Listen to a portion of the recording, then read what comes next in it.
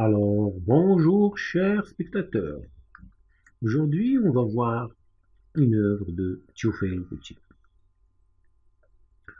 Alors, Théophile Gautier, c'est un écrivain français. Il est né en 1811 et il est mort en 1872. C'est un poète, romancier, peintre et critique d'art français. Parmi ses œuvres, il y a Le Capitaine, Fracasse, Mademoiselle de Mappin, Gisèle et Le roman de l'amour. Alors, l'œuvre de Théophile Gautier, c'est Le Chevalier double. Alors, Le Chevalier double est une œuvre de Théophile Gautier, publiée pour la première fois en juillet 1840 dans le musée des familles. Le Chevalier double est un conte. L'histoire est imaginaire. L'action se déroule dans un pays lointain, les pays nordiques, à une époque indéterminée. Il comporte des éléments merveilleux. Oluf est le héros du récit. Alors, deux influences, l'une bonne, l'autre mauvaise, ont présidé à sa naissance. C'est pourquoi il a une double étoile. Une verte qui symbolise le bien, une rouge qui renvoie au mal. Alors, le récit de Gautier, donc, il a la forme de la nouvelle et les caractéristiques du conte merveilleux. Alors, parmi ces caractéristiques, il y a le caractère merveilleux, c'est-à-dire le double, la dualité de l'être, le démon, le spectre, le cadre spatial, des châteaux, des forêts hostiles, le cadre temporel, donc c'est un conte intemporel, il y a quelques mois, la scène du combat entre Oluf et son double, des créatures et êtres mythologiques comme les elfes, des animaux fabuleux, le cheval et les chiens d'Oluf, la morale du récit que le narrateur énonce à la fin du texte, le monde des personnages présentés ne ressemble pas à la réalité.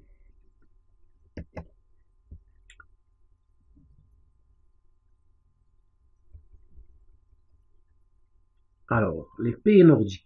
La Norvège, c'est le pays où se déroule l'action du récit. La Norvège, c'est un pays situé en Europe du Nord à l'ouest de la péninsule scandinave.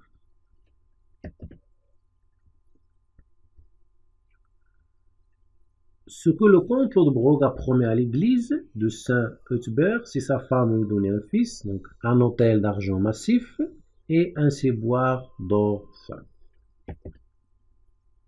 La Bohème, c'est la région devenue l'étranger. Donc cet étranger, c'est un maître chanteur. La Bohème, c'est une région historique d'Europe centrale.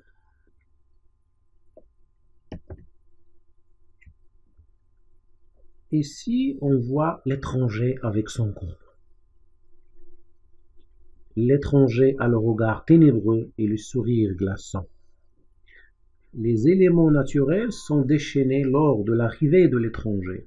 Son caractère diabolique, ses yeux noirs, la présence d'un corbeau à ses côtés en font un être maléfique.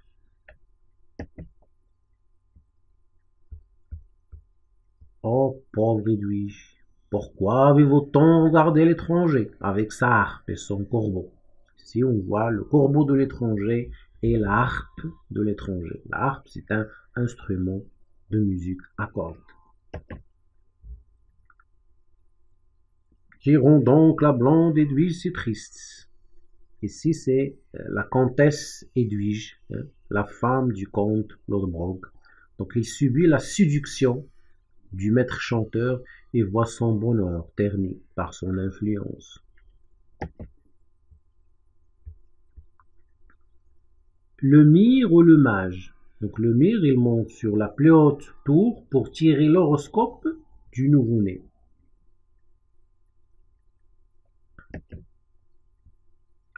Ici, le mire, ou bien l'astrologue si vous voulez, dans la chambre de l'accouché pour annoncer la mauvaise nouvelle. C'est-à-dire que Oluf, il a une double étoile. L'une bonne, l'autre mauvaise. C'est pourquoi il a une étoile verte et une étoile rouge. Oluf, un petit drôle insupportable. Parfois il pleure, parfois il rit. Donc le jaune Oluf, c'est un enfant bien étrange. Le comte et la comtesse Edwige dans le caveau d'Elenbrock. Après la mort de son père, Oluf perd aussi sa mère avant d'atteindre sa 20e année. Ici, le jeune Oluf à l'âge de 20 ans. Il est heureux en chevalerie, mais il est malheureux en amour.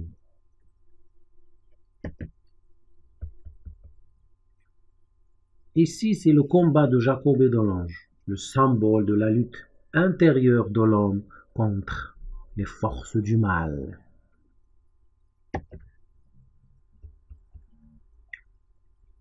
Le premier voyage d'Oluf pour rencontrer Brenda. Les jeunes femmes se succèdent auprès d'Oluf, lassées les unes après les autres de son caractère étrange.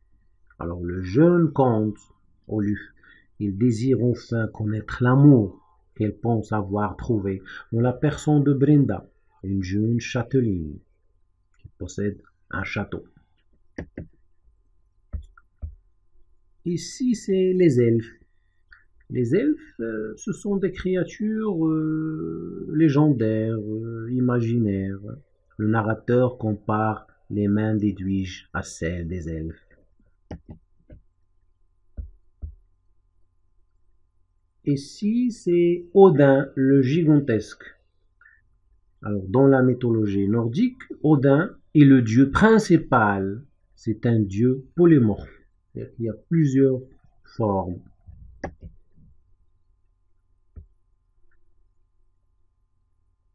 Le combat du chevalier à la plume verte, c'est-à-dire Oluf, avec le chevalier à la plume rouge, le spectre.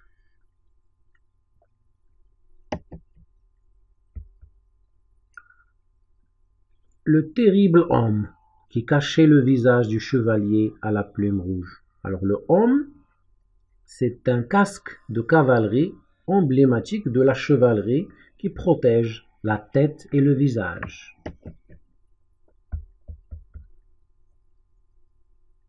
Alors ici, c'est le retour triomphal d'Oluf. Elle s'est débarrassée des chevaliers à l'étoile rouge et elle a gagné le cœur de Brenda. C'est la victoire d'Oluf sur terre change son destin dans le ciel. Ici, c'est le jet des yeux d'Oluf s'est échangé en azur. Noir de jet, bleu azur. Un fjord.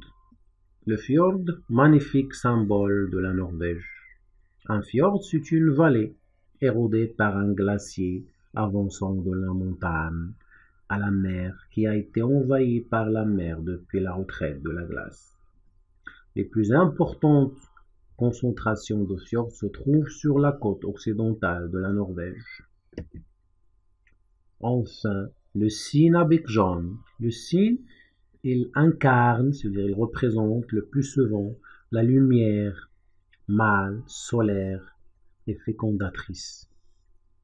Le cygne est aussi une grande et brillante constellation, parfois appelée la Croix du Nord, car ses étoiles sont principalement disposées selon une grande croix. L'oiseau qu'elle représente s'étend sur la voie lactée estivale, paraissant en migration vers le sud. Alors, au revoir et à bientôt.